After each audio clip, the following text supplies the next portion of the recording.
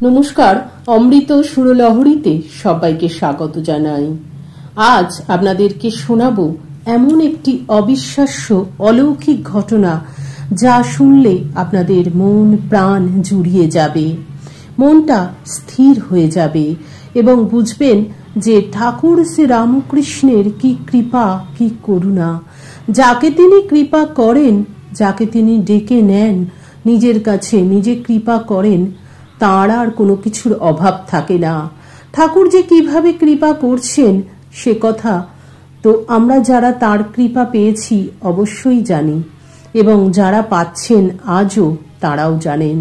এই যে আপনারা ঠাকুরের কথা শুনছেন, আমি ঠাকুরের কথা পাঠ করছি, এতেও তো তারই কৃপা। তার কৃপা না হলে কখনোই সম্ভব হয় না এগুলো। তো চলুন আজ সেই অলৌকিক ঘটনা শুনি ঠাকুরের। পূজনীয় স্বামী নির্বাণানন্দ মহারাজ এই কথা ও কাহিনী আমাদেরকে শোনাচ্ছেন, যা শুনে আমাদের অন্তর শিহরিত হয়ে যায় এবং মন প্রাণ জুড়িয়ে যায়, মনে শান্তি আসে। আমরা এখন থেকে নির্বাণানন্দ মহারাজের বয়ানেই পুরো ঘটনাটা পাঠ করব। বলরাম মন্দিরে একদিন দুপুরে খাওয়া দাওয়ার পর পূজনীয় স্বামী ব্রহ্মানন্দ মহারাজ যখন বিশ্রাম করতে যাবেন, তখন একজন বিধবা মহিলা তার ভাইকে সঙ্গে করে মহারাজকে দর্শন করতে আসেন। নির্বাণানন্দ মহারাজ বলছেন, আমি মহারাজের ঘরের পাশে একটি বেঞ্চেতে বসেছিলুম। সেই ভদ্রমহিলা খুব বিনীতভাবে আমাকে জিজ্ঞাসা করে, রাখাল মহারাজ কোথায়? আমি তাকে একবার দর্শন করতে চাই। শরৎ মহারাজ আমায় এখানে পাঠিয়েছেন। আমি বললুম, এখন তার সাথে দেখা করার সুবিধা হবে না, তিনি এখন বিশ্রাম করতে যাবেন। আমার কথা শুনে মহিলাটি খুবই বিষণ্ণ হয়ে পড়ে। আমি তার সেই ভাব দেখে মহারাজকে গিয়ে সবটা জানালাম। তিনি খুব স্নেহ ভরে আমায় বললেন, দেখো, খাওয়া দাওয়ার পর এই বয়সে আমি আর কথা বলতে পারি না, ঘন্টা 2 বাদে আসতে বলো। এই কথাটি শুনে মহিলাটি নীরবে অবিরল ধারে ক্রন্দন করতে লাগলেন। পরে কাতর স্বরে আমায় বললেন, দেখুন, আমি শুধু প্রণাম করে চলে যাব, এরূপ একটু ব্যবস্থা আমায় করে দিন। তার এই ব্যাকুলতা দেখে পুনরায় মহারাজকে গিয়ে জানালাম, শরৎ মহারাজ এই মেয়েটিকে পাঠিয়েছেন, শুধু একবার প্রণাম করে যেতে চায়। এইবার শরৎ মহারাজের নাম করাতে কোনরূপ আপত্তি না করে বললেন, বেশ, যদি শুধু প্রণাম করে যায় তবে আসতে বলো।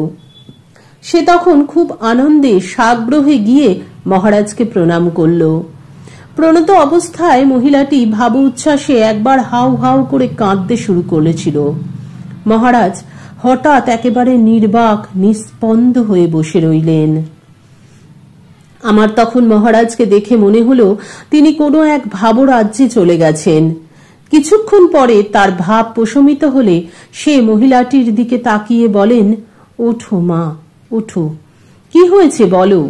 মহিলাটি তখনও ফুপিয়ে ফুপিয়ে কাঁদছেন।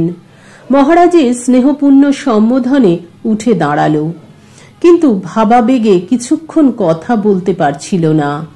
পরে মহারাজের ঘরে শ্রী শ্রী ঠাকুরের একখানি ছবি দেখিয়ে বলল, ইনি আমায় আপনার নিকট আসতে আদেশ করেছেন।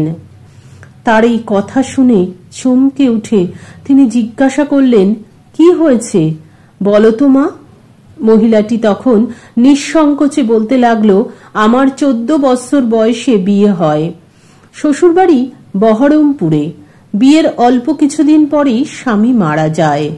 তখন ভগবানের নিকট করুণভাবে প্রার্থনা করতাম, ঠাকুর, সারাটা জীবন কি করে কাটাবো, তুমি আমায় পথ দেখিয়ে দাও।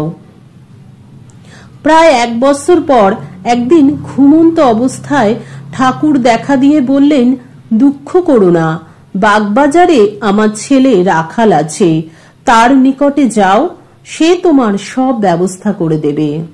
দেখুন, তখন কিন্তু ঠাকুর স্থূল দেহে নেই, ঠাকুর তখন সূক্ষ্ম দেহে এসে এই স্বপ্ন দিলেন। ভক্তের করুণ ক্রন্দনে ঠাকুর সাড়া দিলেন। কে পরমহংসদেব, কে রাখাল তখন কিছুই জানি না। আমি কি করেই বা একলা বাগবাজারে যাব? শ্বশুরবাড়ির কাউকেই এ ব্যাপারে কিছু বলিনি। আমার মা থাকেন কলকাতার টালিগঞ্জে। শ্বশুরবাড়ি থেকে অনুমতি নিয়ে মায়ের কাছে এসে সব বললুম। তিনি পরমহংসদেব সম্বন্ধে সব জানতেন। তার কাছে খবর নিয়ে আমার ভাইকে সঙ্গে করে বাগবাজারে যাই। সেখানে খোঁজ খবর নিয়ে উদ্বোধন কার্যালয়ে শরৎ মহারাজের সঙ্গে দেখা করে সব বলতে তিনি আপনার কাছে পাঠিয়ে দিলেন। প্রায় 2 ঘন্টা বাদে মহারাজ আমায় ডেকে বললেন, দেখো, এই মেয়েটি এখনো উপবাসী রয়েছে, এর একটু খাওয়ার ব্যবস্থা করে দাও। ইতিমধ্যে মহারাজ তার দীক্ষা দিয়েছেন। মহারাজের আদেশ পেয়ে তাকে বলরাম বাবুদের অন্দরমহলে নিয়ে গিয়ে মেয়েদের সঙ্গে পরিচয় করিয়ে দিলুম এবং কিছু খাওয়ার ব্যবস্থা করতে বললুম। মেয়েটি যখন মহারাজের ঘর থেকে বেরিয়ে আসে তখন তাকে দেখে মনে হলো সেই শোক, দুঃখ, জ্বালা, যন্ত্রণার লেশমাত্র তার ভিতরে নেই। পরমহংসদেবের মানসপুত্র রাখাল রাজের কৃপা কটাক্ষতে এমন একটা কিছু ঘটেছিল যার ফলে এখন সে আনন্দে ভরপুর। এরপর সে প্রায়ই মহারাজকে দর্শন করতে আসত। মহারাজ আমাদের ছেড়ে চলে যাওয়ার পর ও 2-1বার মঠে আসতে দেখেছি। বেলুর মঠে এরকম মাঝে মাঝেই তিনি আসতেন। তারপর বহুকাল আর তার খোঁজ খবর পাওয়া যায়নি। প্রায় 20 বৎসর পর খোঁজ নিয়ে বেলুর মঠে একবার সে আমার সঙ্গে দেখা করতে আসে। তখন তার গেরুয়া পরিহিত সন্ন্যাসিনীর বেশ। এই দীর্ঘকাল কোথায় ছিল জিজ্ঞাসা করায় সে বলল, মহারাজের নির্দেশে কাশী বৃন্দাবনে তপস্যায় কাটিয়েছি।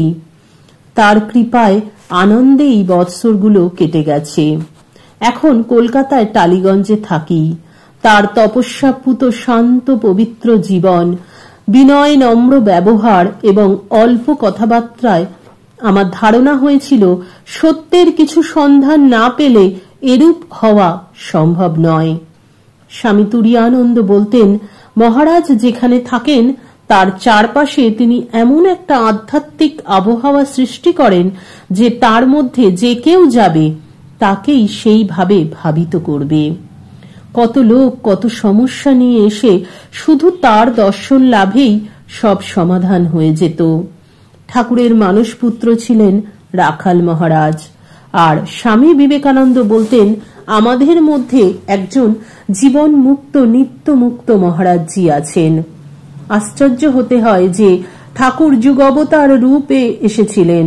যুগবতার যখন আসেন তখন শক্তির বিকাশ হয়, তখন সাধারণের পক্ষে ভগবান লাভ করা সহজ সাধ্য হয়। অসাধারণ একটি ঘটনা জানলাম। অনুরূপ একটি ঘটনা আছে আমাদের এই চ্যানেলে, যেখানে পূজনীয় স্বামী ব্রহ্মানন্দ মহারাজের কাছে গিয়ে কয়েকটি উচ্ছৃঙ্খল দামাল ছেলে তাদের জীবন বদলে গিয়েছিল। আমি সেই ঘটনাটি এই ভিডিও ডেসক্রিপশন বক্সে দিয়ে দেব। আপনারা কাইন্ডলি ঘটনাটি শুনবেন। আশা করি আপনাদের ভালো লাগবে।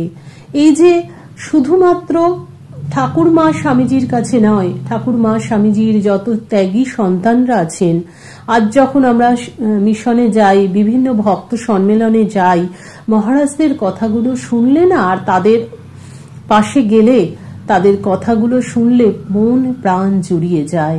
মিশনে গিয়ে যখন দেখি ছোট ছোট ছেলেগুলো ব্রহ্মচারী বেশে বা সাদা বস্ত্র পরে তারা এই যে ঠাকুরের নাম গান করছে, মিশন থেকে যখন আমরা ফিরি যেন এক আলাদা প্রশান্তি নিয়ে ফিরি মনে শরীরে। সংসারে যত জ্বালা যন্ত্রণার মধ্যে থেকে এই যে মঠ, মিশন, মহারাজ, ঠাকুর মা স্বামীজি আমাদেরকে যে কিভাবে শান্তি দিচ্ছেন, এই ঘটনা তারই প্রমাণ। ভীষণ ভালো লাগলো আপনাদেরকে বলার সাথে সাথে আমিও জানলাম নতুন করে ঘটনাটা। এই ঘটনা আমার জানা ছিল না। আমার মনে হয় আপনাদের মধ্যেও এমন অনেকে আছেন যাদের এই ঘটনা জানা ছিল না। যদি এরকম কেউ থাকেন অবশ্যই একটা কমেন্ট করবেন, তাহলে ভালো লাগবে। লাইক, কমেন্ট, শেয়ার করতে বলি কেন? শেয়ার করলে আরো 5 জন জানতে পারবেন। আর লাইক করতে বলি, আমার একটু ভালো লাগবে, আপনারা সবাই শুনছেন।